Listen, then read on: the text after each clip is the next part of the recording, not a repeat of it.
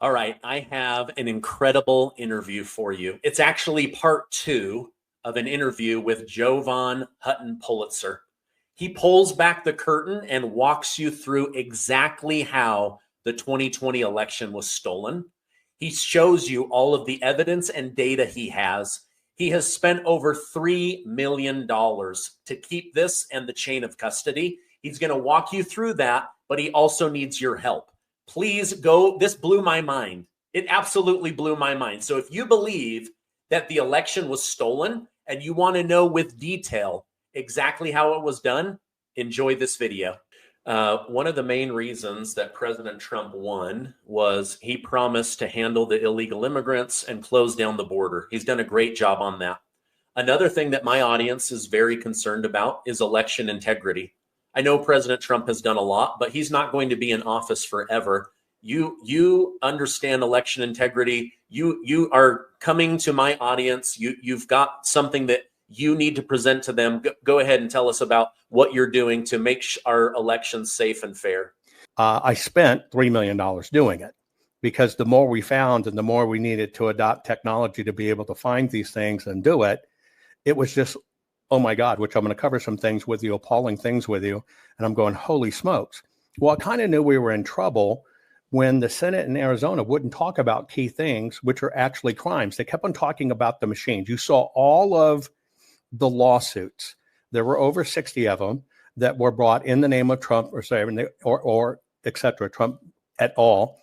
And there were 60 plus lawsuits and all of them get kicked out or stopped. The reason they got kicked out or stopped is because it was about the machines.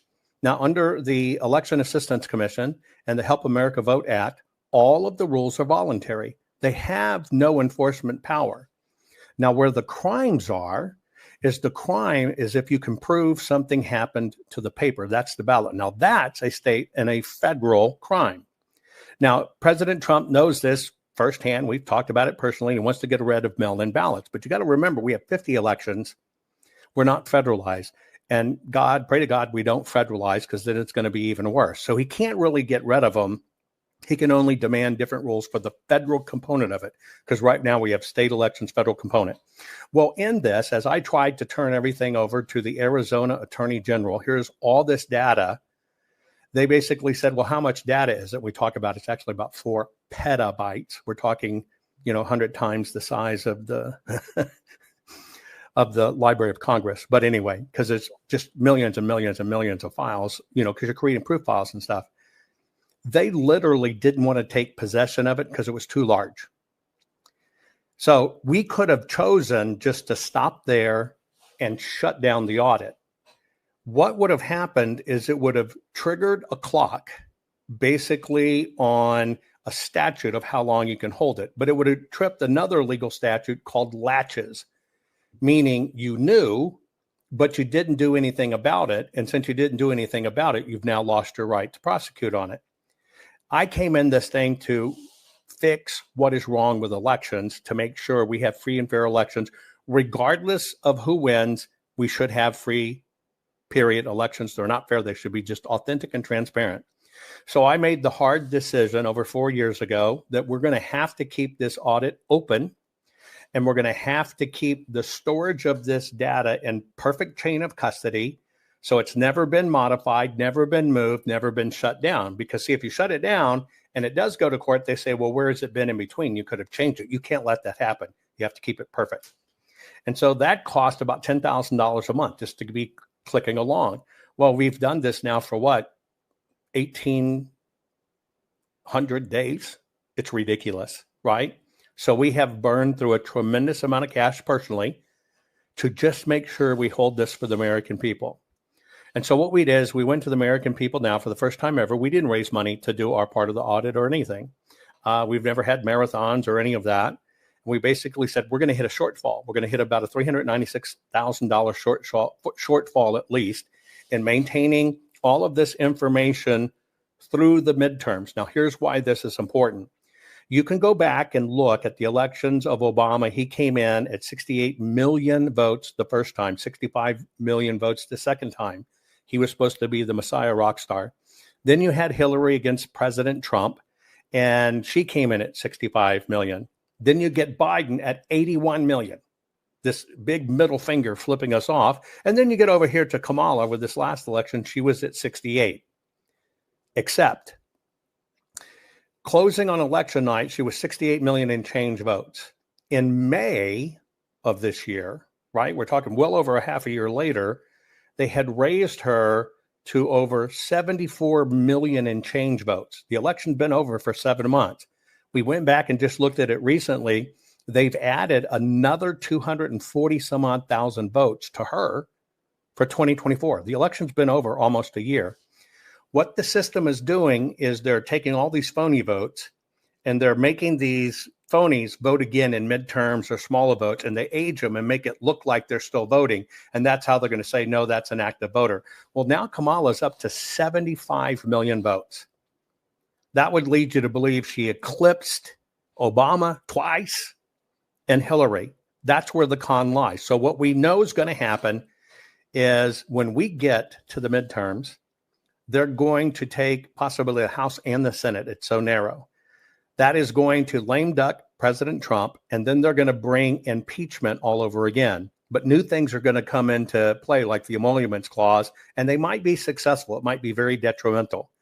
We can only get this averted by showing exactly how it's done. So we have all of this massive evidence. Now, you've learned some very hard things in these 4 years. You heard a lot of things about, I infiltrated an Antifa phone call, and I heard the president of the voting company or whatever say that don't worry about Donald Trump. He's not going to win. We made sure of it. That was just basically BS. It was a lie, never proven, not real. Then we got promised, don't worry, we have all the election data from 3,300 counties, all the PCAPs, the lawmakers going to come in, the cyber symposium, see it, recreate it, do it, and all this other stuff. Then when that got to court a few months ago, you hear Mike Lindell say, well, we never had them. America's been let down because it doesn't have proof that can be proven in court. You have to have ironclad proof. So I'd like to run through some proofs with you, because here's just one of the samples of the evidence we're sitting on, why the system tries to avoid it. But this is prosecutable proof because it has to do with the ballot paper. So let me just take you through a few things and I'll kind of show you how this works. So we're going to start at election night 2020. And when it was determined that Joe Biden won Arizona, after all was said and done, it basically said that Joe Biden won Arizona by roughly 10,516 votes. Okay, so that's the magic number, 10,516 votes. So I'm going to recreate some things for you as a forensic auditor that we look at and we find, and it's incumbent of us to take what they reported, and all we're doing is checking what they reported. That's it. Was it real? Was it factual? So the very first thing that we realized in looking at the telemetry, that means all the data coming to the machines, we realized that, wait a minute, why did Maricopa County, now remember, that's the fourth largest county in America, second largest voting block of people in America, and it's larger than most states in volume. So this is a monumental audit. We saw everything. One of the things we saw, if the election ended on November 4th or 5th, whatever it was, right? It's been so long. Anyway, and it's supposed to be certified by the county in a few weeks later, and then it's going to go basically, like January 6th, it's got to go up and be codified with electors and stuff. Why did they run in about 100, and I'm doing approximate numbers, why did they scan in 120,000 ballots of votes a month after the election? Now, the first thing you think is, wait a minute here. We're looking at it. These are their reports, not ours. This is the exact data off the machines, the exact telemetry of everything come in. And the first thing you see, which Arizona wouldn't allow people to talk about, how do you ever run in 120,000 ballots 1 month after the election? How convenient is that? And then when we look at those numbers, the numbers still weren't accurate in what they were reporting. So then we kind of go backwards. So we look at certification day. We look at certification day of when Ducey certifies it for the electorate, or when Katie Hobbs certifies it in the county level. Well, at the county level, when they certified it and they said, this is the number of the election and these are right, they still hadn't counted over 240,000 ballots. So how do you certify an election that you still haven't even processed, supposedly 200 plus thousand ballots? And so you're going, wait a minute, where'd you get this number? So we back up again and we look at the county numbers. Every single day from the end, just go backwards. Now we're starting at the end and I'm going backwards, right? On any given day when they gave the numbers, that is not the numbers they had. They literally just picked the end winning number out of the air. So now as we go back to time, right, now we're at election day. If you remember on election day, when they say, well, we're not going to have results and it's probably going to take a while, they said they needed 10 extra days to count the ballot. Now, remember, what you have so far is you got 120,000 ballots over here running a month later. Now we're going to look from election day to those 10 extra days of counting. Well, what you need to know is prior to election day, they were processing about 140,000 ballots a day.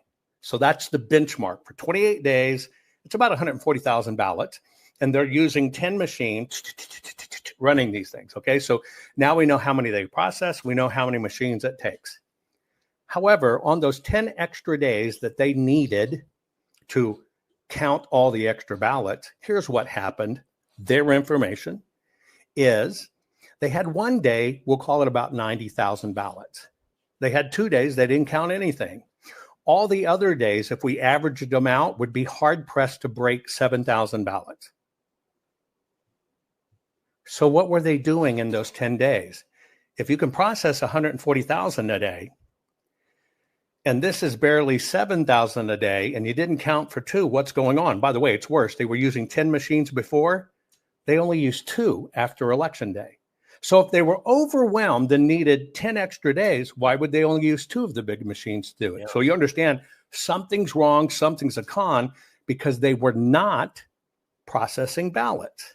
Now let's go a little back before that. So we're fighting to get all of this information about, and you might remember it, President Trump on TV says, when do you get the routers, get the Splunk logs, right? And they're talking about the routers and Splunk logs.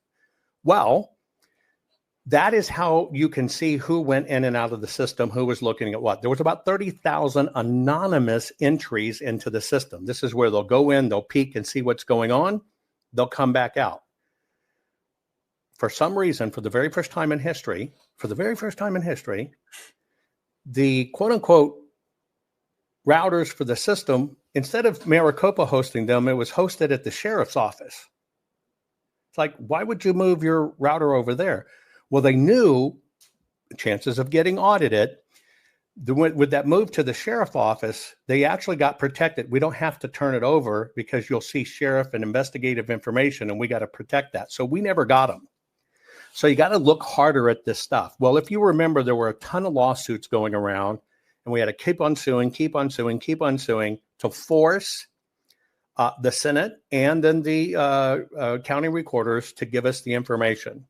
And we finally, after a lot of wrangling, got the audit. I won't even go into all the nastiness, but we finally got it. Now, when we got a hold of those boxes, there were 1,675 boxes of ballots. 1,675. Now, this is all physical evidence. Keep remembering, you need a physical evidence trail. This is key. Maybe you're writing this down, you'll get it. There were 1,675 boxes. Those boxes, by law, have batches of ballots, which are about 200. That's called a ballot. It has a batch header card on it that shows how many people voted. Here's this, here's that. You have a batch header card, a batch, and then in a box, there's usually 8 batches. When they're put in a box, they're sealed. 1,675 boxes. When we finally did get the boxes, there were only 52 out of 1,675 that were sealed and protected. Only 52 out of 1,675. So that's 1,653, or 53 left over. Now, let me tell you about those boxes. In those boxes, when you cracked them open, they were all in disarray, just total freaking disarray. you could see the batches. They were kind of stuck on the bottom. All of the header cards, right, of what the votes are supposed to be, those were all on top. They weren't with the batches. Batches were on the bottom. They were there, but in a batch of 200 ballots, there might be only 30 ballots in there. What was in between the two was layers and layers of just stuffed ballots. They're just stuffing them in, all out of order. You don't even know where they go. So what that should tell you is, hey, these are in total disarray. Somebody's been rummaging through these things. The real telltale sign is if you look at the 52. Now, if you remember any of my work, I told you about, these are not printed to the right size. They're not printed to the right paper. You've failed in the category. They're not mail-in, they're not real mail-in ballots. There's too many duplicates. There's too many handfolds, just all this junk. I won't go into that. But if you go to those 52 boxes and you look inside those 52 boxes, all of the errors that we found in the 1,653, like let's just take Sharpies. Remember the Sharpie thing? They told you it wasn't a problem. It was no big deal, Sharpie Gate. Well, that's because of my investigation. First time in history, they forced people to use Sharpies on election day. It's been a no-no heretofore. Well, just those election day ballots, just election day, because that's when you use the Sharpie, those, call it 130,000 ballots, those 130,000 ballots had 2.1 million extra votes on them because they bleed through. So it looks like all of these dots. The machine can't understand it, and so it all looks like votes. Just on those 100,000. Now remember that only happened on election day, 2.1 million votes. When we looked at the extra votes, when we looked at these 52 boxes, all of them were printed perfectly. There were none out of color sequence. There were none out of fold sequence. There were none on the wrong paper. There was not any bleeds or anything. You know why 52 boxes were sealed like that?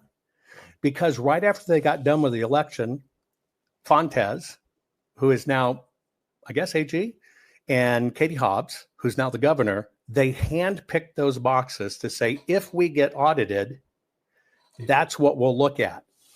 So in going through that audit where they found nothing, which they released their audit, they pre-chose those 52 boxes. Now, I ask you a question. If you got 52 boxes that are pristine that you can use to predict the outcome of the election and 1,653 that don't match, don't you think something's wrong? Yeah. Come on. Let me ask you something. How much time do you spend every day on a web browser? How much time do you spend clicking, searching around, scrolling, typing, endless tabs? It's a lot, right? Well, there's a new AI web browser from Perplexity called Comet. And that is completely changing the way that you interact with your web browser. Using Comet feels like having a personal assistant living in your web browser that can actually do things for you across the internet. That's right. It can do things, not just get you answers. You can ask Comet to handle tasks for you, and it literally clicks, types, searches, and scrolls like you would to get things done for you in the background while you go about your day. Comet can shop for you, make reservations, book travel, summarize articles or videos, send emails, schedule meetings, and a lot more to make your life easier. Let me give you an example. I'm about to go on a business trip to Tampa. So I've asked it to find me the best Mexican restaurants in the area. I want them to have a reservation, good reviews, and they have to have Diet Coke. Well, it found the one that I'm planning to go to. It set up the reservation, and it's dumped it over to my calendar. You can use Perplexity and Comet to book fun things with your kids or grandkids, or buy things and send it to them. It's really quite amazing. Pretty cool, right? Download Perplexity's new AI web browser, Comet, by heading to pplx.ai/Gardner and let your browser work for you. Plus, right now, when you download Comet, you get a month of Rumble Premium for free.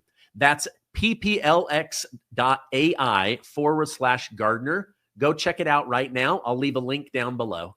So now let's go back further. So we're going through all these ballots, and we need to compare. You get a physical ballot. When it goes into the machine, it creates the first image of the ballot. That's called the pre-image. So you get a physical ballot. It gets fed into the scanner. It basically makes a duplicate copy and says, I was just fed into the scanner. Then in between it, adjudication happens where they make changes if something was wrong. That's another image. And then you get a post image, okay, that says, here's how we corrected it. And then it goes into the EMS file. So in that thing called a cast vote record, you can see it from its physical state coming in and whatever. Well, we had another problem. When they turned over all of the drives, all of a sudden we found we have, we'll just call it 130,000 ballots, 130,000 ballot images we couldn't see. They gave us a drive, and we had to, literally an hour before the subpoena was going to be in effect and they were going to go to jail for not turning over information, they turned this over. So that was all the rigmarole. Well, you didn't ask for what we archived. It was all a joke. So they gave us this drive. So when they first give us the drive, they say, those images are here. We try to open them. They're all corrupted. We cannot see them. It's called a JSON file. It's a really big file. And they said, well, they're there. We gave them to you. So I reach out to the team that developed that JSON format. And I said, can you help me figure out what's going on? They looked at it, best experts in the world. And by the way, for my paperwork, I worked with the paper company themselves, the paper executives, to get the specs. JSON folks said, we don't know what happened. These look intentionally corrupted. So we go back, hammer on them, and finally they give us a new drive. Well, let me tell you about that new drive. You've got thousands of these machines deployed.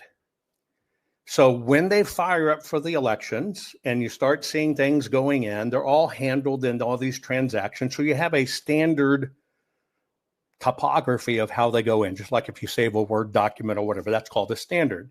So we can look out across every single drive and everything as far as the formatting's right. But on this one drive, for whatever reason, it was in a whole different format.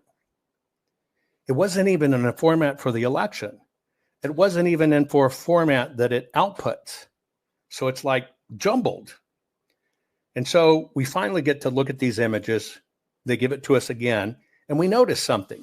This is why you have to look at everything. I'm looking at 2 million ballots. So we've got, and I'm just going to use round numbers. We got 1.8 million ballots that show everything that happened. And here's the standard. It's repeated 1.8 million times, right? And then we got this odd drive that they're not in batches. They're not even in the right format, but here they are. And they said this was what was missing. Now it's all completely different. But if you were to look at them and you put them side by side with the right format, in this format, somehow it got zoomed up and they cut off the header. Now, if you think of fax machine in the old fax days, date, timestamp, phone number, all this, it has all the information of where the vote came from. That's the format. So what they did is they manually cut off the header. So we couldn't tell what day it went into the machine or where. Now put that in your notes. So we now got this drive, okay? No pre-images. We finally get it months and months later. So we go, okay, well, let's just see if they were doing it right. Now I'm going to accelerate here. The next thing you look at, okay, why is this not in the right format? Why could we not see the images or anything? You start looking at a chain of custody documents. Every person that handled ballots, they all sign a piece of paper. Again, you compare it leading up to the election for 28 days to election day. So what we did is we took in all these thousands of sheets of paper where every time they pick up something from a Dropbox, right, or a voting center or anything, it says, here's where it came from. Here's how many ballots we picked up. This was how many were spoiled or ugly or ripped. Here's the security number. Here's the replacement security number. My name is John Smith. I handed it to Mary Smith. Peter and Tom are the transporters. They're going to transport it down to the MTech Center. It gets to the MTech Center. Security guard signs it in and says, my name's Mike Security. I got this. There were 700 ballots. So it matches. And then another person confirms. That's called a chain of custody, right? Where'd it come from? How many did you get?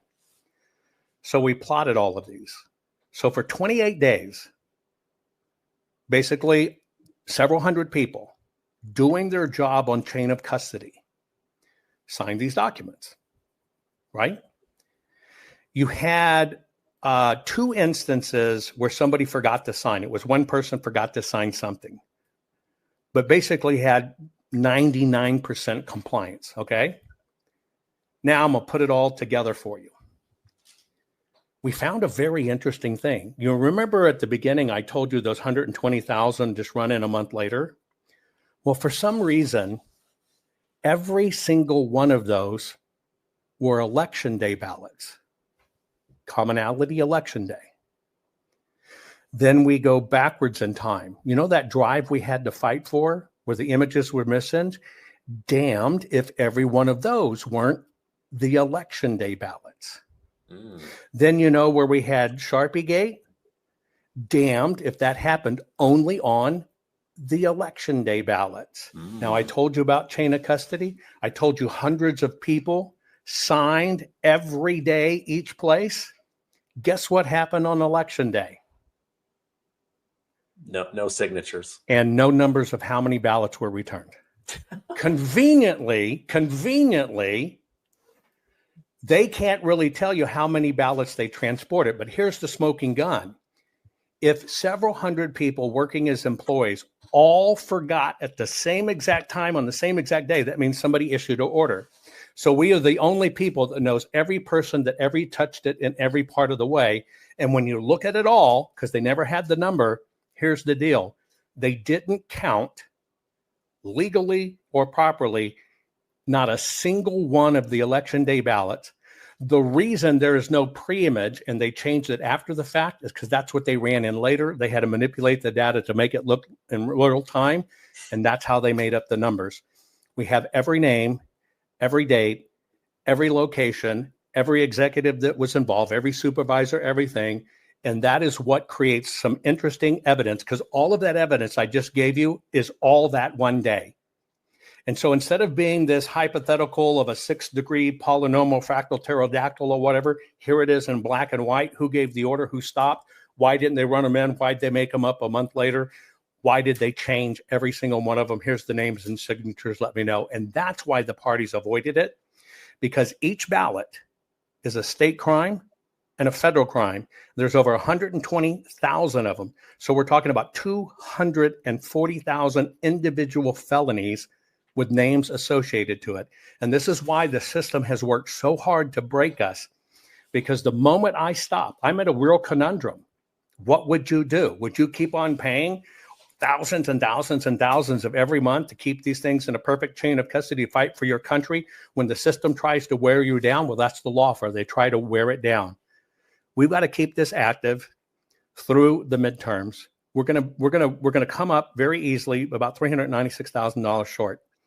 On top of that, in order to develop new technologies, which I can, if we get over the 396,000 and we can do more, we're going to introduce some new programs where we know how to check for new things, because it will allow us to bring some more interesting prosecution stuff to bear. But it's the only physical evidence that exists that is left of all the 2020 election.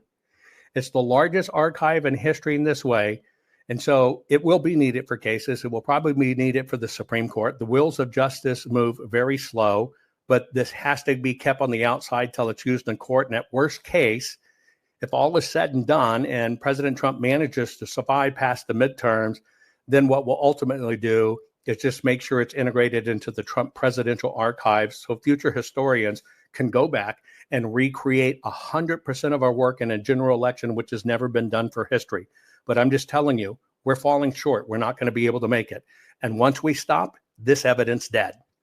And I think with America finding out that the PCAPS was crap and never real and never had it, and found out that Antifa call BS was junk, or they keep on pushing you onto the machines where it's all voluntary, this is the only provable, prosecutable court evidence that exists, and all the methodologies of what happened in 2020. And we need your help. Okay. Wow. Oh my gosh. And that's just election day. I could keep on going. Yeah. We can tell you in our system, if you remembered all the people, all the colors, everybody caught so much flack. That was me. So I can watch from cameras afar. And if somebody was in green, was in a blue area, I knew they were out of the area. Get your ass back to your other area, right? Our system is so sophisticated that if I was sitting in a court of law and I pulled out a ballot, here's how it works, pull a ballot, here's what it is, here's what happens, here's right, wrong. opposing attorney, because I'm the expert witness, says, well, that was an accident, I could say, okay, well, let's look at it. And I could literally go 100,000 times in a row and say, was this an accident? Was this an accident? Whatever.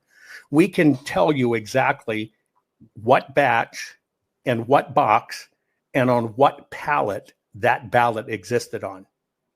And we can reproduce it faithfully to the standards of forensics. Thanks, forensics files. This was the single largest physical forensic investigation in history. It's monumental. It's the single largest investigation in election history. Very first time that actual forensics has been brought to bear. And we have a uniparty, and they're terrified of it because everything we deal with is prosecutable. And if you don't believe me, look today. I think it was one of the states just convicted or indicted 7 people for fake voter registrations and how they were doing it. If you look at everything that's been brought to court that works, it only has to do with the paper of the ballot, not the machines. They're terrified of us. And when you see all those different steps, I want to remind you, when you see they ran them in a month later, when you see they forced you to use Sharpies, when you see the pre-image didn't exist, when you see the number wasn't there, when you see they complied and then when one day they didn't comply, everybody, you know what you got? It's called widespread. And it's basically called an agreed to federal racketeering. We are the only people that can prove it with the evidence that proved that was decided, done, and orchestrated. And that's what we have to fix our elections. And it's why they tried to assassinate me 3 years ago. Oh my gosh. Okay. If people want to get involved, they can go to Give, Send, Go. Right. You have already put in hundreds of thousands of dollars of your own money to 3 million of our own money. 3 million of your own money in order to maintain this. And you're going to fall short by 396,000. Right. You've already raised, it looks like, around 47,000. Right. I'm going to put a direct link, Jovan, down below. I'm going to commit to giving money to this personally. Thank you very I hope much. People in my audience, if you are a patriot that believes that the election was stolen and you want the evidence that can actually go to court, we need your help to do this. Now, that's amazing. Everything you just laid out makes so much sense. I can't wait for this evidence to be used against them. And I know President Trump wants to bring this. I was speaking with the CIA guy yesterday. He said, listen, there's so many fires that the president has had to deal with. I promise you, this is on his list of things to do. Right. So I know that this is something he wants to solve for the American people. We have to, or we're not going to have a country. Look, you can go back and you can watch me from the very beginning. This is not about whether President Trump won or Biden won. It's agnostic. It's about, this is how you said you ran the election. Here's exactly what you said in numbers to make that outcome, and none of it was real, and here's how we can prove it. Folks, this is about all elections of any kind. And if you're a Democrat or a liberal maybe listening to this affects you too. You don't want somebody deciding your future illegitimately at all. You want it decided the way the Republic was designed, to be this great Republic and to make it happen. So this is important. This is important for everybody. This is important for history. Think what the world would be like if we could go back and we could look at ballots cast for Abraham Lincoln. Those are historical documents. Well, these have now been preserved for the first time in history. The most controversial election of ever. Scholars will study this going forward. This will exist 1,000 years after we're gone, and they can continue to study it, look at it, and know. But we got one shot at fixing this. I'm glad I could serve my country. It pains me greatly to have to admit, I just can't keep this up. I just can't keep supporting it up, and I have to ask for help. It's the first time we've done it to keep this going. We're just pushed to our limits. Yeah, no, you're a patriot. I appreciate what you've done. Again, I'm going to put a direct link down below for those that can make a donation. Let's get this. I'm going to personally donate to this. Jovan, if people want to follow you online, we're about out of time here. How can they do that? Just use my full name, Jovan Hutton Pulitzer. So you can find me on Rumble every day, 7 a.m., 7 p.m. Central Standard Time, Jovan Hutton Pulitzer / that's / at rumble.com / Jovan Hutton Pulitzer. Twitter canceled my account. I had to get a new one, but you can follow me there. Jovan H. Pulitzer on Twitter. But just look for the keywords Jovan, Hutton, Pulitzer all together. You'll find me on all social media. I do what I do twice a day, every day, 365 days a year. And I'm here till we win, because this is about, it's not for us, folks. We're adults. It's over for us. This is our kids, our grandkids, our great grandkids. We're here, the first generation, to see our government, country, and everything going down. And we got to fight for it and make sure it survives. And you never think you would see it in your generation, but that's what it is. And we're all fighting for everybody's kids, everybody's grandkids. And you can find me, and this is what we fight with every day. I just bring truth and facts and teach. Don't go off on the theory stuff. Here's the facts. Here's what you need to know. Decide for yourself. Okay. Thank you very much for taking time out today. I know how busy you are. Thank you for all you've done. I'll put those direct links down below. I hope you have a great rest of your day. God bless you, sir, for having me and doing this. Thank you.